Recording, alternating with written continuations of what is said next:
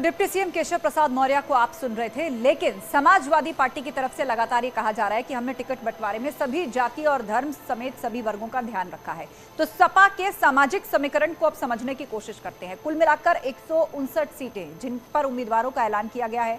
उम्मीदवारों को अखिलेश यादव ने तरजीह दी है। वो किस समुदाय से आते हैं और किसको सबसे ज्यादा मौका दिया गया है, आइए उसके बारे में विस्तार से आपको बताते हैं। कुल 159 प्रत्याशी जिनकी लिस्ट अनाउंस हुई है, जिनमें मुस्लिम प्रत्याशियों की संख्या 30 है।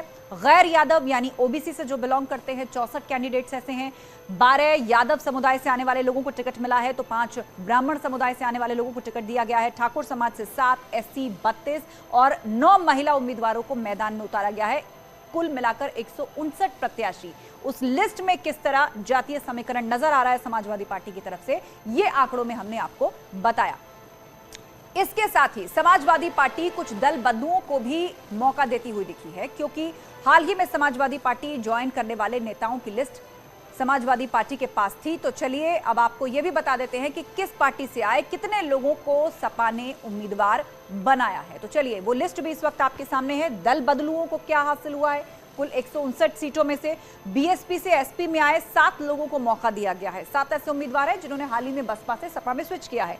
कांग्रेस से एसपी में आए 9 लोगों को मौका दिया गया है। बीजेपी से एसपी में आए 2 लोगों को मौका मिला है चुनाव लड़ने का समाजवादी पार्टी की तरफ से। तो बीएसपी, कांग्रेस और भाजपा को छोड़कर आए कुल इतने उम्मीदवारों को समाजवादी पार्टी ने 159 उम्मीदवारों की लिस्ट में जो है वो जगह दी है। और सीधे अब आपको लिए चलते हैं, हमारे सहयोगी अलाउद्दीन इस वक्त हमारे साथ लाइव जुड़ रहे हैं। अलाउद्दीन, इस पूरी लिस्ट को उठाकर देखा जाए तो किस तरह जातीय समीकरणों को साधने की कोशिश की गई है। उन कैंडिडेट्स को भी शामिल किया गया है जो हाल ही में बसपा, कांग्रेस या बीजेपी छोड़कर आए हैं। लेकिन जो बड़ा आरोप भाजपा लगा रही है वो ये कि अपराधियों से, माफियाओं से या बाहुबलियों जैसी छवि जिन लोगों की है उनको दरकिनार नहीं कर पाई है, उनका साथ जरूर चाहिए सपा को। देखिए, समाजवादी पार्टी करीब 15 दिनों से लगातार टिकट जारी कर रही थी। हालांकि वो ऑफिशियली फॉर्म ए भी जारी कर रही थी, तो ऐसे में आधिकारिक पुष्टि नहीं हो पा रही थी आखिर उनके कैंडिडेट्स कहां से कौन आएगा।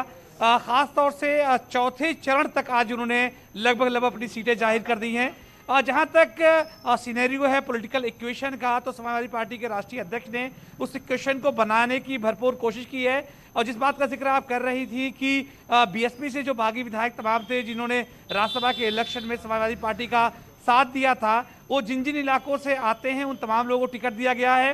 पूर्व बीएसपी प्रदेश अध्यक्ष आरुष कुशवाहा, उनको मौका दिया गया है। दद्दू प्रसाद एक बड़ा नाम है, हालांकि चौंकाने वाला नाम है, क्योंकि 2007 से 12 तक जो बीएसपी की सरकार थी उसमें कैबिनेट मिनिस्टर थे। उनका ताल्लुक बुंदेलखंड से है और वो बड़े नेता माने जाते हैं, खासतौर से एससी और एसटी समुदाय के। तो ऐसे में जब आप फिर पश्चिमी उत्तर प्रदेश में चलेंगे तो वहां पर 30 मुस्लिमों को टिकट देकर के उनको तमाम तरजीह दी गई है, जिसका जिक्र आप अब्दुल्ला आजम का और आजम खान ने कर रहे थे। तो ऐसे में जो बाहर से लोग आए हैं उनको भी महत्ता दी गई है। ऊंचाहार की एक सीट का जिक्र करना जरूरी है, जहां से मनोज पांडे को टिकट दिया है, स्वामी प्रसाद मौर्य के लड़के को टिकट नहीं दिया गया है। तो ऐसे में माना जा रहा है कि तमाम पॉलिटिकल इक्वेशन नाहिद हसन से लेकर के आखिरी सीट दद्दू प्रसाद तक तमाम जाति और बिरादरी के लोगों के इक्वेशन को साधने की कोशिश की गई है। हालांकि पॉलिटिकल जो आरोप है, क्योंकि पॉलिटिकल पार्टीज की तरफ से है, उसका जवाब समाजवादी पार्टी के ऑफिशियल स्पोक पर्सन दे रहे हैं। लेकिन आप ही मान के चले, जब हम इलेक्शन पिछले इक्वेशन को देखते हैं, 17 के इलेक्शन को, फिर 19 के लोकसभा इलेक्शन को, तो समाजवादी पार्टी ने पिछले दिनों की तुलना में तमाम चीजों को समझते हुए, देखते हुए ओबीसी यानी पिछड़ा और अति पिछड़े पर फोकस करने की कोशिश की है। हालांकि जी हाँ, बिल्कुल। और जिन उम्मीदवारों को मौका दिया गया है उनमें अच्छी खासी तादाद इस वर्ग से आने वाले लोगों की भी है। बहुत शुक्रिया अलाउद्दीन अपडेट के लिए। तो कांग्रेस छोड़कर समाजवादी पार्टी में शामिल हुए इमरान मसूद ने जिन्ना को लेकर बड़ा बयान दिया है। सहारनपुर में प्रत्याशी का नामांकन कराने कलेक्ट्रेट पहुंचे मसूद ने कहा कि मोहम्मद अली जिन्ना की मूर्ति समाजवादी पार्टी नहीं लगाएगी बल्कि बीजेपी लगाएगी, क्योंकि आजादी से पहले श्यामा प्रसाद मुखर्जी के साथ मिलकर यह साबित कर दिया गया था कि जिन्ना के साथ कौन है।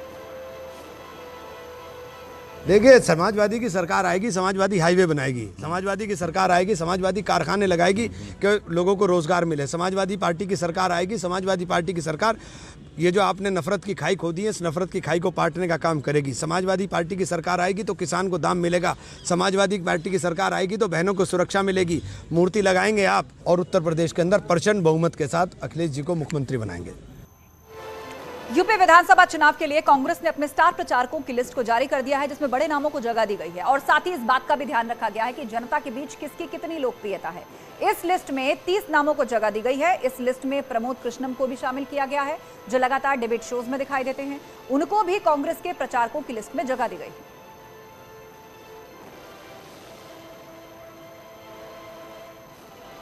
तो स्टार कैंपेनर में कुल मिलाकर 30 लोगों के नाम हैं, जिसमें सोनिया गांधी से लेकर पूर्व प्रधानमंत्री डॉक्टर मनमोहन सिंह का भी नाम शामिल है। कन्हैया कुमार भी कांग्रेस का प्रचार करते हुए नजर आएंगे। तो चलिए अब आपको ग्राफिक्स के जरिए विस्तार से बता देते हैं कि कांग्रेस के बड़े स्टार प्रचारकों में कौन कौन रहेगा। वो नाम आपके सामने है। सोनिया गांधी अध्यक्ष है कांग्रेस की, डॉक्टर मनमोहन सिंह पूर्व प्रधानमंत्री देश के, राहुल गांधी है, प्रियंका गांधी, इसके अलावा कन्हैया कुमार, भूपेश बघेल मुख्यमंत्री है छत्तीसगढ़ के, सचिन पायलट उप मुख्यमंत्री है राजस्थान के। ये वो स्टार प्रचारकों की लिस्ट है जिसमें मुख्य चेहरे कौन से हैं, बड़े चेहरे कौन से जो कांग्रेस के लिए उत्तर प्रदेश के अंदर प्रचार करते हुए नजर आएंगे। प्रियंका गांधी, राहुल गांधी, मनमोहन सिंह, सोनिया गांधी समेत कई लोगों को इसमें जगह दी गई है। एक छोटा सा ब्रेक का वक्त हो गया है, फौरन लौटेंगे, कहीं मत जाइएगा।